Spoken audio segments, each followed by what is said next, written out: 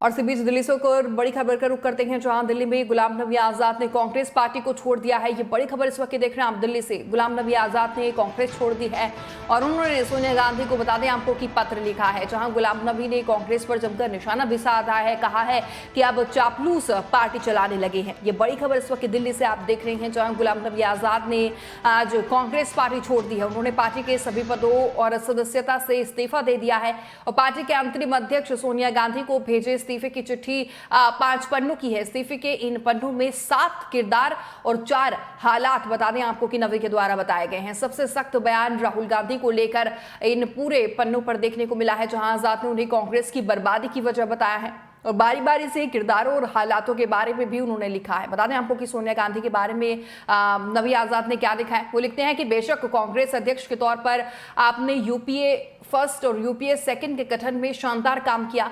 इस सफलता का सबसे बड़ा कारण यह हुआ कि आपने अध्यक्ष के तौर पर बुद्धिमान सलाहकारों और वरिष्ठ नेताओं के फैसलों पर भरोसा किया, उन्हें ताकत दी और उनका ख्याल रखा।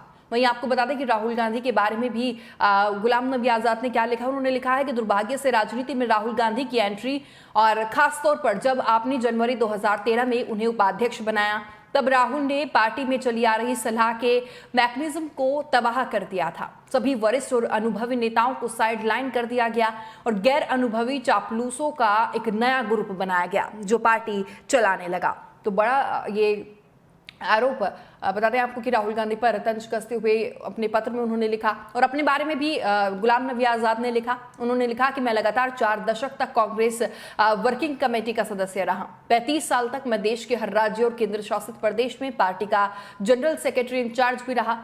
मैं ये बताते हुए खुश हूं कि जिन राज्यों में मैं इंचार्ज रहा उनमें से 90% में कांग्रेस को जीत मिली थी। साथ ही साथ पार्टी के बारे में भी गुलाम नबी आजाद ने अपने इस पत्र में लिखा। उन्होंने लिखा यूपीए सरकार की अखंडता को तबाह करने वाला रिमोट कंट्रोल सिस्टम अब कांग्रेस पर लागू हो रहा है। आप बस नाम के लिए इस पद पर बैठे हैं और सभी जरूरी फैसले राहुल गांधी ले रहे हैं। उससे भी बदतर ये कि उनके सुरक्षा कर्मी और पीए ये फैसला ले रहे हैं। साथ ही साथ उन्होंने अपने इस पत्र में इंदिरा गांधी के बारे में भी जिक्र किया है। उन्होंने कहा है कि 1977 के बाद संजय गांधी के नेतृत्व में यूथ कांग्रेस के जनरल सेक्रेटरी के पद पर रहते हुए मैं हजारों कांग्रेस नेताओं और कार्यकर्ताओं के साथ एक जेल से दूसरी जेल भी गया। तिहाड़ जेल में मेरा सबसे लंबा समय बीता, जिसमें 2020 दिसंबर 1978 से जनवरी 1979 तक था। तब मैंने इंदिरा गांधी की गिरफ्तार के खिलाफ जामा मस्जिद से संसद भवन तक विरोध रैली भी निकाली थी और हमने जनता पार्टी की व्यवस्था का विरोध किया और उस पार्टी के कायाकल्प का रास्ता भी बनाया था। तो वही बता दें आपको कि जैसे ही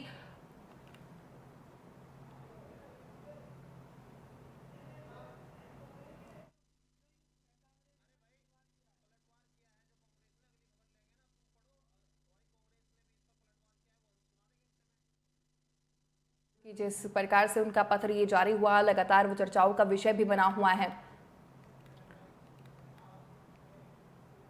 तो लगातार आप ये खबर देख रहे हैं, जहां गुलाम नबी आजाद ने आज कांग्रेस पार्टी छोड़ दी है और उसके बाद कांग्रेस ने भी उनके पत्र पर पलटवार करते हुए क्या कुछ कहा है, सुनिए।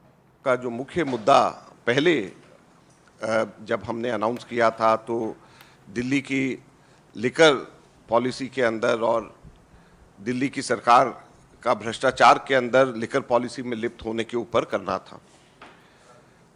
लेकिन जैसे ही यहाँ पे 12 बजे से पहले यहाँ पे हम लोग आ रहे थे तो गुलाम नबी आज़ाद साहब का लेटर और उनके इस्तीफे को हम लोगों ने मीडिया के अंदर देखा।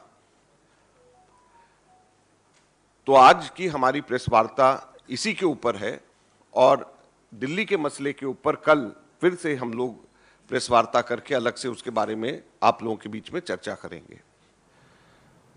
जैसे मैंने कहा कि आज़ाद साहब का जो पत्र मीडिया में जो रिलीज हुआ है उसको हम लोगों ने देखा है।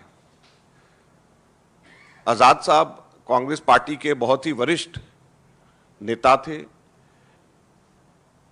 और कांग्रेस पार्टी के अंदर और प्रशासन में, देश के अंदर, प्रदेश के अंदर कांग्रेस पार्टी के माध्यम से उन्होंने बहुत सारे महत्वपूर्ण पदों को सुशोभित भी किया। लेकिन ये बड़े अत्यंत दुख की बात है कि एक ऐसे समय में जब कांग्रेस पार्टी राहुल गांधी जी के नेतृत्व में, हमारी अध्यक्षा श्रीमती सोनिया गांधी जी के नेतृत्व में पूरे की पूरी कांग्रेस पार्टी के कार्यकर्ता संगठन सड़क के ऊपर महंगाई, बेरोजगारी और ध्रुवीकरण के खिलाफ लड़ाई लड़ रहे हैं। हम लोगों ने 4 सितंबर को महंगाई पर हल्ला बोल की राष्ट्रीय रैली हम लोगों ने दिल्ली में रामलीला मैदान में रखा है और 7 सितंबर को भारत जोड़ो यात्रा, जो कि महंगाई, बेरोजगारी और ध्रुवीकरण के खिलाफ, भाजपा के खिलाफ सीधी सीधी लड़ाई है। हम लोगों ने 29 तारीख को 22 प्रेस कॉन्फ्रेंस पूरे के पूरे देश में रखे हैं। 5 सितंबर को 32 प्रेस कॉन्फ्रेंसेस पूरे देश में इसके लिए रखे हैं। दुख की बात यह है, अत्यंत दुख की बात यह है कि गुलाम नबी आजाद साहब ने ऐसे समय में कांग्रेस को छोड़ने का और इस लड़ाई के अंदर साथ छोड़ने का फैसला किया है। हम ये उम्मीद करते थे कि यह लड़ाई जो जनता के मुद्दों के लिए हम लड़ रहे हैं, महंगाई के मुद्दों के लिए लड़ रहे हैं, बेरोजगारी के मुद्दों के लिए लड़ रहे हैं, ध्रुवीकरण के खिलाफ लड़ रहे हैं और कांग्रेस पार्टी सबसे प्रमुख विपक्षी पार्टी होने के नाते लड़ रही है। इसमें भी कोई दो राय नहीं है कि राहुल गांधी जी सबसे मुखर नेता अगर कोई पूरे देश में है जो विपक्ष की आवाज है तो वो राहुल गांधी है। तो ऐसे समय में हम ये उम्मीद करते थे कि गुलाम नबी आजाद साहब जैसे वरिष्ठ नेता कांग्रेस के कार्यकर्ताओं के साथ मिलकर के विपक्ष की आवाज और जनता की आवाज के को अपना बल देते। दुख की बात यह है कि वो इस आवाज के अंदर अपना हिस्सा नहीं बनना चाह रहे। ये बड़े दुख की बात है।